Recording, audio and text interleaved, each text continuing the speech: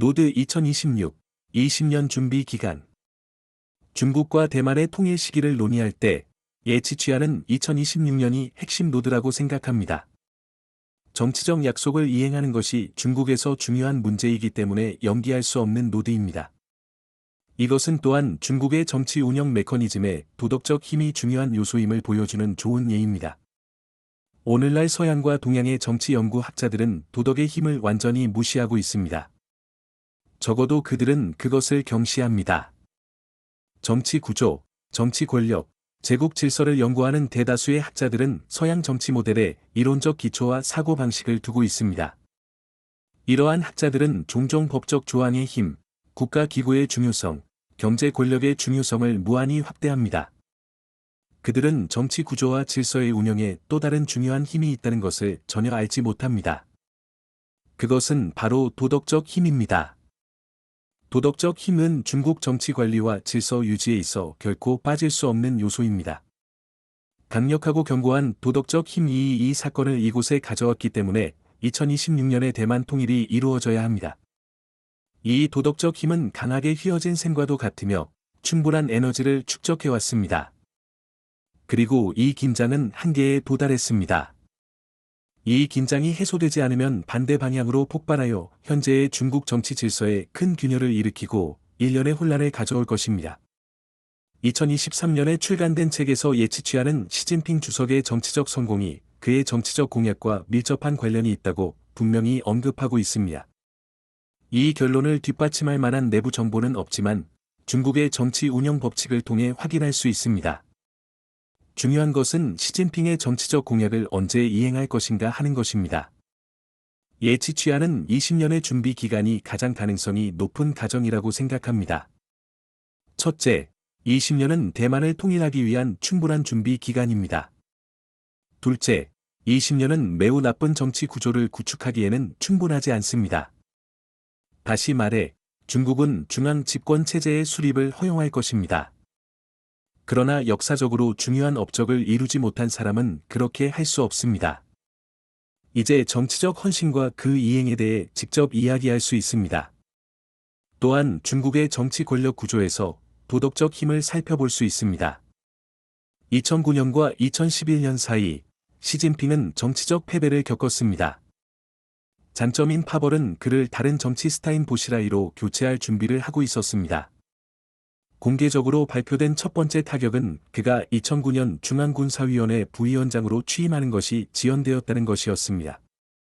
중국 정치 운영의 관성에 따르면 그는 그때 그렇게 되어야 합니다. 이 지연은 시진핑이 여러 정치 세력에 의해 차단되고 있다는 것을 증명했습니다. 또 다른 공개된 사실이 있습니다. 당시 중국 최고 권력층에 속한 9명 중 6명이 당시 눈부신 정치적 명성을 누리고 있던 보시라이를 지지하기 위해 나섰습니다. 이 6명 중에는 시진핑 자신도 포함되어 있었습니다. 당시 중국에서 가장 강력한 정치 집단은 장점인 집단이었습니다. 10년 전 중국의 명목상 최고 지도자가 된 후진타오가 장점인 집단의 권력을 약화시키는 것은 불가능했습니다. 그러나 장점인 집단은 시진핑을 버리고 보시라이를 대신 승진시켰습니다. 후진타오 그룹은 시진핑을 압박하고 싶었습니다. 후진타오 그룹은 리커창이 중국의 정치적 방향을 이끌도록 지원하기를 원했습니다. 보시라이 일가의 정치적 세력은 다시 한번 시진핑 일가의 정치적 세력을 능가했습니다. 상상해 보세요. 시진핑은 자신의 쇠퇴를 되돌리기 위해 엄청난 노력을 기울여야 했습니다. 다행히도 중국은 여전히 가장 강력한 정치적 세력, 즉 대만 통일이라는 기치를 통해 가져온 도덕적 세력을 가지고 있습니다. 대만을 통일하는 것은 중국인들에게 정치적, 군사적 카드일 뿐 아니라 무엇보다도 도덕적 카드입니다. 그것은 모든 중국인을 하나로 묶을 수 있는 도덕적 힘입니다. 이 깃발이 올라가면 아무도 감히 막을 수 없습니다. 이것은 수천 년 동안 중국 문화 체계에 깊이 뿌리내린 도덕적 힘입니다. 통일 정책에 명시적으로 반대하는 중국인은 즉시 정치적으로 죽게 됩니다. 그러나 대만 통일을 이루는 것은 수백 년 동안 지속되어 온 문제입니다. 세계 역사상 위대한 영웅인 마오쩌둥조차도 이 과제를 완수하지 못했습니다. 시진핑의 손에 이 과제가 완수될 수 있을까요? 물론 어렵습니다. 대만 통일은 누구에게나 매우 어려운 과제입니다. 이것이 바로 다른 중국 정치 집단들이 권위 있는 정치 중심을 구축하는 데 시진핑을 전폭적으로 지지하는 주된 이유입니다. 그러나 중국의 정치 집단들이 시진핑에게 얼마나 많은 준비 기간을 줄까요? 그것은 또 다른 문제입니다. 예치취하는 20년의 준비 기간이 합리적인 답변이라고 추측합니다. 그 이유는 다음과 같습니다. 1. 중국의 현재 기술 수준을 고려할 때 20년은 미국의 군사적 발전을 따라잡기에 합리적인 기간입니다. 최소한 중국은 미국 수준의 기술 수준에 근접할 수 있습니다. 2.